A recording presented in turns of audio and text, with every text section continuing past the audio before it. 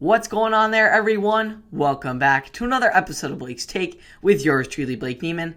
And the theme building up to this season for Arizona State football has been to ignite the Inferno. Coming off an 8-win season, the Sun Devils look to build off last year's success with a few new faces, most notably new quarterback Emory Jones, who transferred in from Florida in May and has flourished in adapting quickly to head coach Herm Edwards' offense. Thursday, the Arizona State Sun Devils ignited their season against the in-state foes, Northern Arizona Lumberjacks, and the defense set the tone for the night off the bat, forcing a quick punt for NAU on their opening drive of the season. And then new QB1 Emory Jones came into the game and completed his first pass attempt as a Sun Devil and kept the offense rolling from there, leading a strong drive down the field, completing quick passes to get the Sun Devils set up near the goal line. But after being stuffed on 3 straight run plays, ASU would ultimately have to settle for a field goal.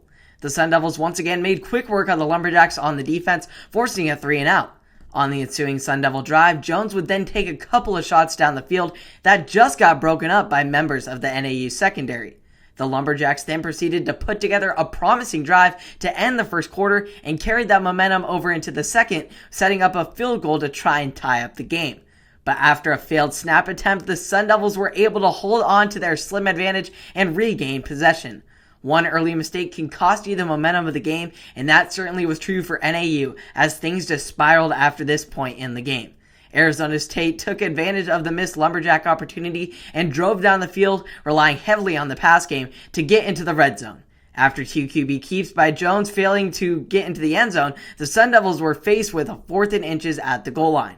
The Devils decided to go for it, and the gamble paid off, as the third straight rush by Jones proved to be the charm when he piled his way in for the Devils' first touchdown of the season. On the next Sun Devil drive, the Lumberjacks made another mistake with a targeting call that kept the Sun Devils' drive alive.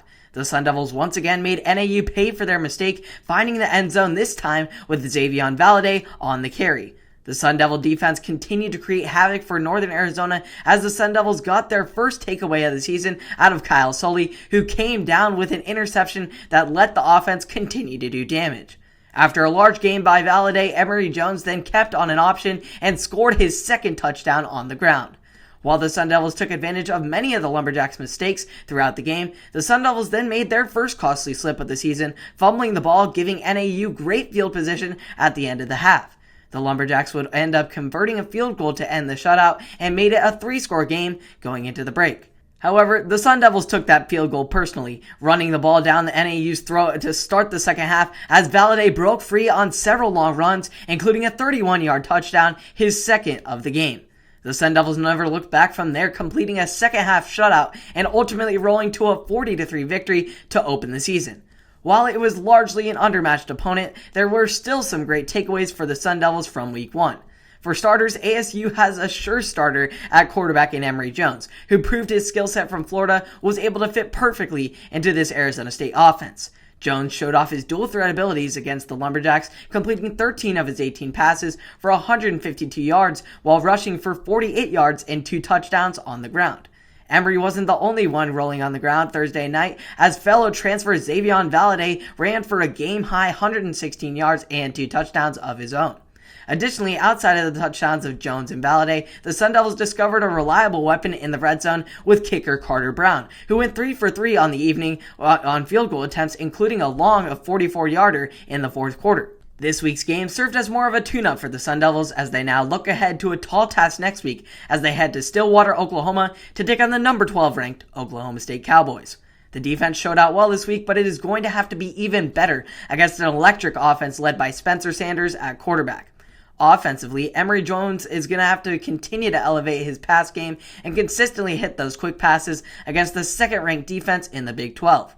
Game time is set for 4:30 Mountain Standard Time. You can catch the game on ESPN, or even better, listen to the play-by-play broadcast on your local Blaze radio station at blazeradioonline.com as the Sun Devils face off against the defending Fiesta Bowl champions. We'll see how it goes. Hopefully the Devils can ruin this kind of trend that the Pac-12 has had in their opening primetime matchups, as Oregon, the Ducks, got demolished by Georgia. Obviously, we all saw that, only managing 3 points and giving up lots of takeaways and things of that nature. Who knows if Bo Nix will continue to be the starter. And then Utah lost on that unfortunate interception in the final seconds against Florida, Emory Jones, a former team. So we'll see if Arizona State can continue to break this trend of the Pac-12 failing. The college football playoff is expanding by 2026, so hopefully before then we can finally get a Pac-12 team in there. But we'll see how it goes. You can catch all the more action of all the Sun Devil athletics here on Blake's Take on Apple Podcasts, Spotify, and or YouTube. I hope you all enjoyed. Subscribe and like to stay up to date, and I will see you all in the next one. Have a wonderful day.